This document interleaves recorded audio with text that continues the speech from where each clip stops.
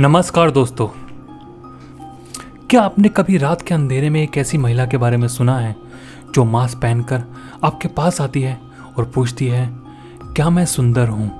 अगर आपने कुची साके ओना का नाम नहीं सुना तो आज की कहानी आपकी रूह कांप देगी। तो दोस्तों, कैसे हैं आप लोग? मैं आशा करता हूँ कि आप लोग अच्छे होंगे। दोस्तों, मैं आज फिर आया हूँ एक नई कहानी लेकर, जो कहानी है जापान के एक प्रसिद्ध कहानी के ऊपर, जिस कहानी में एक औरत जिसका नाम है कुची साके ओना। दोस्तों, आज हम इसी के बारे में बात करेंगे।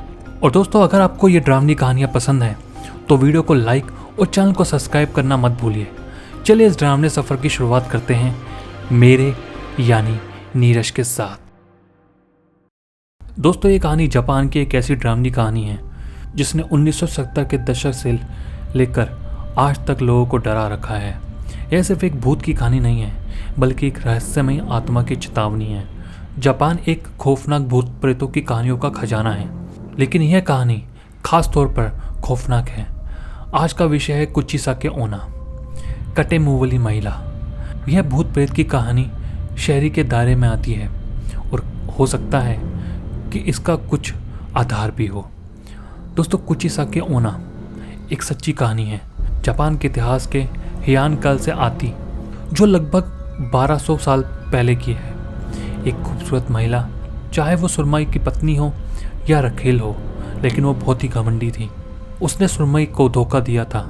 जब उसके विश्वासघात का पता चला तो सुरमई ने उसके मुंह को कान से लेकर दूसरे कान तक चीर दिया और गला सोगा मुस्कान दे दी और पूछा, अब कौन सोचेगा कि तुम सुंदर भी हो?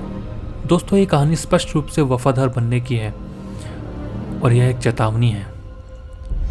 कहानी तब तक एक खौफनाक मोड़ नहीं लेती जब 1970 के दशक में कुची साके ओना का भूत जापान में दिखाई देने लगा। कहानी यह है कि एक महिला रात में अकेले यात्रा करने वाले लोगों के सामने आती है। महिला एक सर्जिकल मास्क पहना होता है, जो कि जापान में बिल्कुल भी नॉर्मल नहीं है। लोग ऐसे मास्क कभी नहीं पहनते। तो वह महिला एक इंसान के पास आती है जो कि रात के समय अकेला घूम रहा होता है और उससे पूछती है कि क्या मैं सुंदर हूँ। अगर वह नहीं कहता है तो वह उसे तुरंत मार देती है। आमतौर पर वह एक लंबी सी कैंची से ही वार करती है, और अगर व्यक्ति हाँ कहता है फिर अपना नकाब उतारती है और फिर दोबारा पूछती है कि अब क्या कहना है, अब मैं सुंदर हूँ या नहीं, जिससे उसके खून से सने खुले घाव दिखाई देते हैं। अगर व्यक्ति दूसरी बार ना कहता है तो वह उसको वहीं मार देती है, और अगर वह व्यक्ति हाँ कहता है तो कुची साके ओना उसका मुंह अपनी तरह बना देती है। जापान के लोगों ने इसका सॉल्यूशन निकाला कि वह व्यक्ति दूसरी बार में सुरक्षित हो जाए। तो उन्होंने इलाज निकाला कि पहली बार में अगर उसका जवाब हाँ होता है तो वह छोड़ देती है। दूसरी बार में या तो ठीक ठाक या तो औसत में ही जवाब देना पसंद करते हैं, जिससे कुची साके ओना रुक जाती है।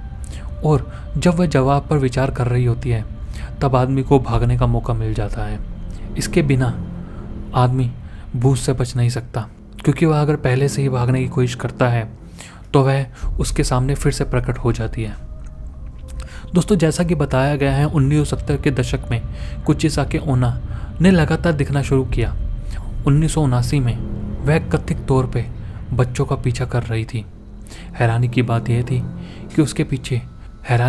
यह है कि उसके पीछे कुछ आधार भी है। दोस्तों, 2007 में एक कोरोनर ने रिकॉर्ड पाया कि 1970 के दशक में आखिरी में एक महिला जो बच्चों का पीछा करती है, इस तरह से पीछा के दौरान उसने एक कार में टक्कर मार दी और उसकी वहीं पर मौत हो गई, और कहानी के अनुसार उसका मुंह फट गया। यह महिला संभवतः 70 के दशक के आखिर में दहशत का कारण थी। हालांकि ये चीज़ें अभी ख़त्म नहीं हुई हैं। यह 2000 के दशक की शुरुआत में भी फिर सामने आई और आज भी प्रचलित है। हालांकि अब बचने का तरीका भूत को यह बताना है कि आपको पहले से अपॉइंटमेंट लेना है, जिसके बाद वह अपने बुरे व्यवहार को माफ़ करके चली जाएगी। दोस्तों, ये भगवान के दक्षिण कोरिया तक फैल गई है, जहाँ वह खून के लाल चेहरे वाले मास्क को दिखाई देती है। दोस्तों, इसके ऊपर काफ़ी सारी फिल्में भी बनी हुई है। एक इसकी बहुत ही प्रसिद्ध कहानी है जो कि आपको ज़रूर देखनी चाहिए।